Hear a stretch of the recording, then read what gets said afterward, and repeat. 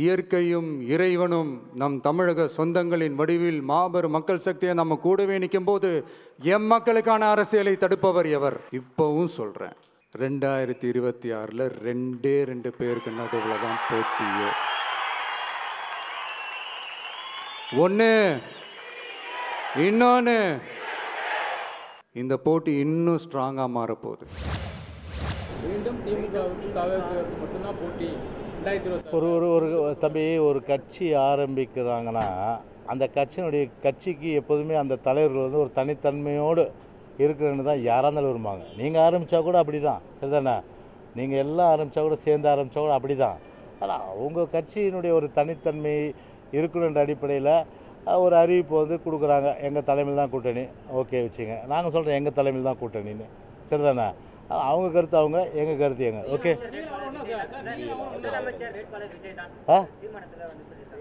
அது பின்ன அது அவங்க கருத்து, மக்கள் தானே தீர்மானிக்கணும். அது எடப்பாடி பழனிசாமி தலைமையிலான உண்மையான அதிமுக இல்லைன்னு சொல்லி தேர்தல் ஆணையத்தை சொல்லியிருக்கீங்க. எந்த அடிப்படையில் அதை சொல்லியிருக்கீங்க? பின்னால் அதை பற்றி நீங்கள் தெரிந்து கொள்வீர்கள். பின்னணியிலிருந்து பாஜக இயக்குது அப்படின்ற மாதிரியான ஒரு வார்த்தை கருத்து சொல்லி நான் கிட்டத்தட்ட 53 ஆண்டுகள் இருக்கிறேன். என்னை யாரை இயக்க முடியாது தனிப்பட்ட முறையில். நீங்கள் ஒரு மூத்த அரசியல்வாதி, எல்லாத்துக்குமே உங்களுக்கு தெரியும், உங்களை மட்டும் நீக்கிறது எப்படி பார்க்குறீங்க? அவர்கிட்ட கேட்க வேண்டிய கேள்வி. குடும்ப ஆதிக்கம் இருக்குன்னு சொல்லியிருந்தீங்க, அது எது மாதிரியான ஆதிக்கம் செலுத்துறாங்க? எது மாதிரியான பிரச்சனை?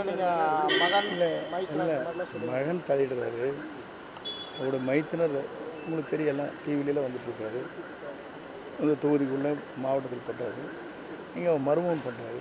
மூத்த நிர்வாகிகளுக்கு அது இடையூறாக இருக்குது.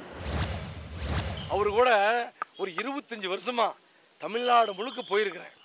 அன்புமணி வாழ்க, அன்புமணி வராரு, அன்புமணி வராருன்னு சொல்லி ஊர் ஊராக போய் கொடியேற்றிருக்கிறோம். அந்த ஏற்பாடுகளை செய்தோம்.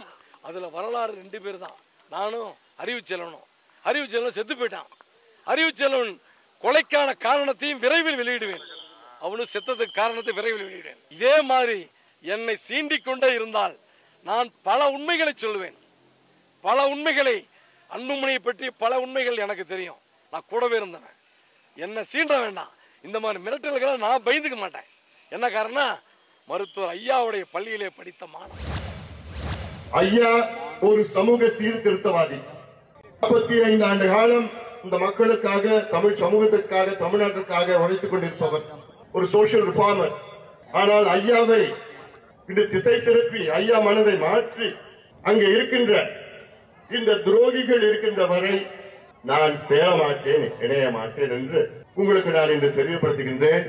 எவ்வளவு வலியோடு நான் பேசுகின்றேன், எவ்வளவு மன உளைச்சல், மன அழுத்தம், வலியோடு நான் பேசுகின்றேன். இந்த எஸ்ஐஆர் என்பது ஏற்றுக்கொள்ள முடியாதது. இதை ஒத்திவைக்க வேண்டும்.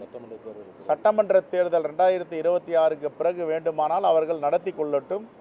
அதுவும் 2003 எஸ்ஐஆர் முறைப்படி தான் நடத்த வேண்டும். 2003 எஸ்ஐஆர் வேறு, 2025 எஸ்ஐஆர் வேறு. நாங்கள் திருப்பி திருப்பி சொல்லுகிறோம், அது வேறு இது வேறு. அதில் உள்ள சரத்துகள் இதில் இல்லை, அதில் உள்ள நிபந்தனைகள் இதில் இல்லை. இது கூடுதலாக மறைமுகமான என்ஆர்சியை செய்வதற்கான வேலைகளை இவர்கள் செய்கிறார்கள். வந்தே மாதரம் பாடலின் 150வது ஆண்டை கொண்டாடப்பட வேண்டும் என்று சமீபத்தில் நடந்த மன் கி பாத் என்ற மனதோடு பேசுகிறேன் என்ற அந்த நிகழ்விலேயே அவர்கள் வெளியிட்டிருந்தார்கள்.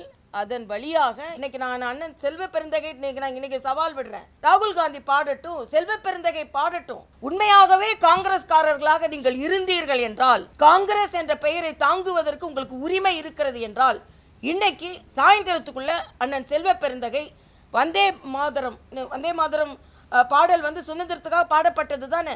சுதந்திர கனலை நாங்கள் தூக்கி பிடிக்க தயாராக இருக்கிறோம். காங்கிரஸ் தூக்கி பிடிக்க தயாராக இருக்கிறதா என்பதை அவர்கள் சொல்லட்டும், அவ்வளவுதான். இல்ல, தந்தையார் பேச்சை முன்வாங்கல, உள்வாங்கினதுனாலதான் பின்வாங்கல. தந்தையார் பேச்சை உள்வாங்கினதுனால தான் இவ்வளவு உணர்ச்சிகரமா நான் பேசிக்கிட்டு இருக்கேன். அது எங்க தந்தையே, நான் எங்க தந்தை பேச்சை கேட்கல தான் நிச்சயமா. ஏன்னா கேட்டு இருந்தா காங்கிரஸ்ல சேர்ந்திருப்பேன் நான். இன்னைக்கு அது நிச்சயமா தேசிய காங்கிரஸா இல்ல. அதனாலதான் என்னை போன்றவர்கள் எல்லாம் நாங்க அதை தேர்ந்தெடுக்கல. நிச்சயமா அந்த காங்கிரஸ் இல்ல. உடனுக்குடன் செய்திகளை தெரிந்து கொள்ள சன் நியூஸ் பெல் ஐகானை கிளிக் பண்ணுங்க.